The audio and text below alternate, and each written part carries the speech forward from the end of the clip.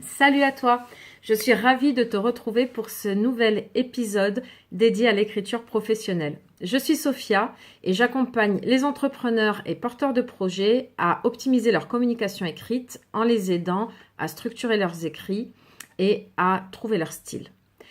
C'est dans ce cadre-là que j'ai créé cette chaîne YouTube d'ailleurs pour partager avec toi mes astuces et mes réflexions. Alors aujourd'hui, j'avais envie d'aborder un point qui est vraiment récurrent dans mon lectorat et aussi dans ma clientèle.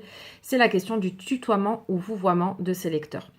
C'est un point qui est important parce que souvent les personnes qui me posent la question en fait n'osent pas se lancer dans l'écriture. Parce que tout simplement, elles sont pas très à l'aise. Elles savent pas très bien ce qu'elles souhaitent faire, ce qui se fait, ce qu'il faut faire.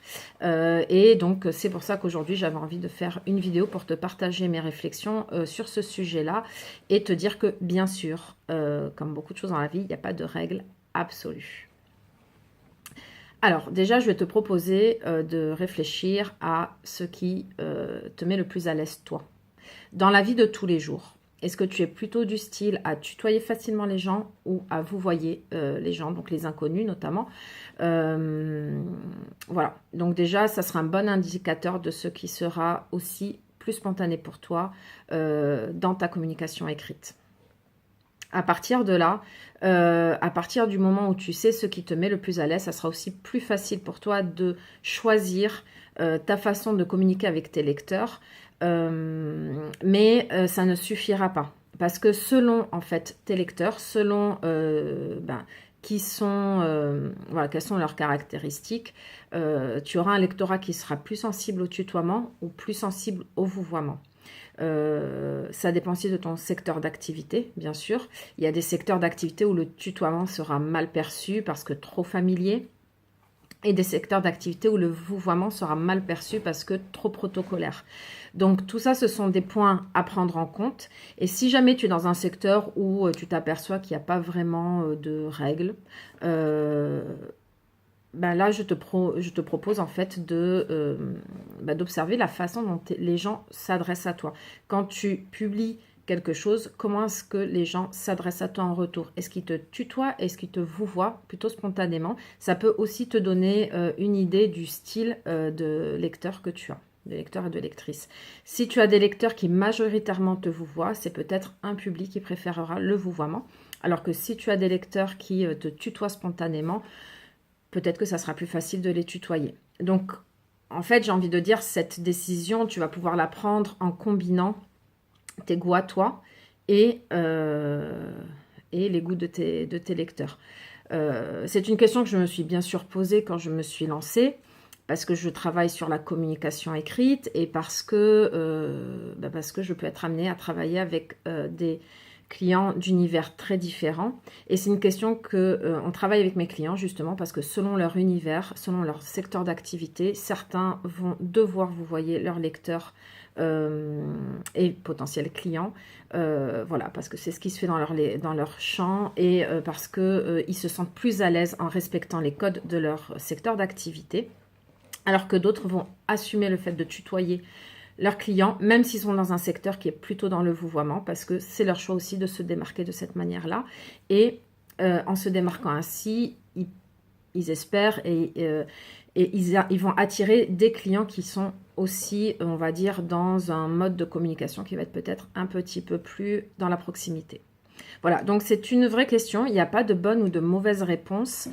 Mais dans l'un ou l'autre des cas, c'est un positionnement à assumer. Soit de tutoyer, soit de vouvoyer. Et une fois qu'il est assumé, ça te permettra voilà, ça te permettra tout simplement ensuite d'écrire sans plus te poser cette question-là.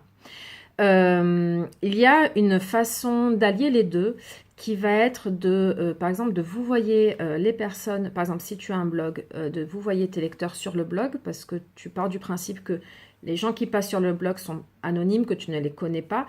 Et puis, tu peux faire l'option, le choix de tutoyer tes lecteurs dans ta newsletter parce que tu peux estimer que en s'inscrivant à ta newsletter, ils rentrent dans un cercle un peu plus de proximité et de lien avec toi, et que du coup, à partir de là, tu peux passer au tutoiement. Voilà, ça peut être un choix que tu fais si tu es à l'aise avec cette distinction entre les lecteurs anonymes d'un côté, sur le blog, par exemple, ou ton site internet, ou tes plaquettes de publicité, et ensuite un tutoiement dans la newsletter pour avoir une relation plus proche. Une façon de contourner le problème est d'opter pour le vouvoiement collectif. En utilisant ce vouvoiement, tu ne t'adresses pas à une personne en particulier, mais tu t'adresses au groupe et ainsi tu vas pouvoir utiliser le vouvoiement, mais non plus comme une marque de politesse envers une personne, simplement parce que tu t'adresses à une assemblée de personnes. Alors, c'est un choix qui peut tout à fait se faire et que moi je vois plein de blogueurs qui s'adressent à leurs lecteurs ainsi.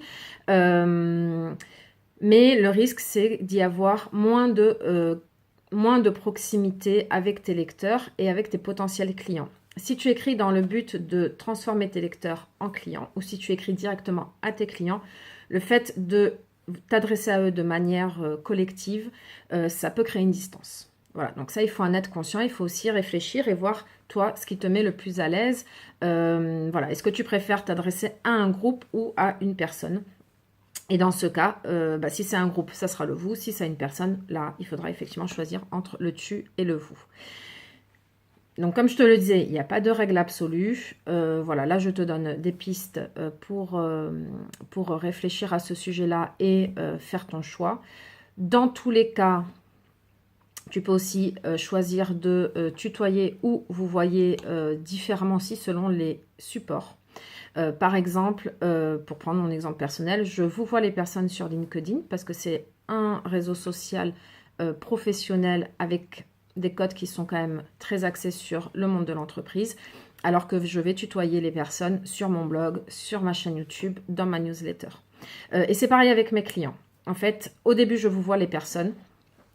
Et puis, certains clients me demandent si on peut passer au tutoiement parce qu'ils sont plus à l'aise là-dedans. Et à ce moment-là, je bascule sur le tutoiement sans aucun problème. Pour moi, il n'y a pas vraiment d'inconvénient à l'un ou à l'autre. Je m'adapte aussi aux personnes et dans la vie réelle, j'ai envie de dire, dans les rencontres physiques que je fais avec les gens, là aussi, c'est une question d'adaptation au milieu. Si je suis dans un milieu un peu formel, je vais vous voyer les personnes. Si je suis dans un milieu plus décontracté, je vais tutoyer les personnes. Voilà. Donc pour moi, par exemple, tutoiement ou vouvoiement, ça dépend plus du contexte. Et ça dépend, et ça dépend de la personne que j'ai en face. Par principe, je vous vois les clients que je ne connais pas. Voilà. Je vous vois les clients que je ne connais pas quand je les ai au téléphone ou quand je les vois pour la première fois. Et puis après, je vois comment ça évolue. Alors que sur les réseaux sociaux, en dehors de LinkedIn, je vais tutoyer les gens de façon beaucoup plus facile et fluide parce que ce sont aussi les codes, par exemple sur Facebook ou Instagram, ce sont aussi les codes qui prévalent, en tout cas dans la communauté que j'ai construite ou dans les groupes auxquels même j'appartiens en tant que participante. Ce sont toujours des groupes où on se tutoie.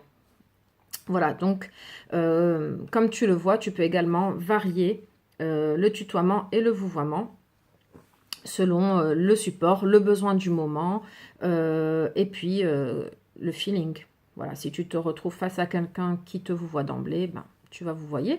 Et si tu es quelqu'un qui tutoie spontanément et un peu par principe, ça m'est arrivé de rencontrer des personnes qui m'ont dit avoir fait le choix de tutoyer tout le monde.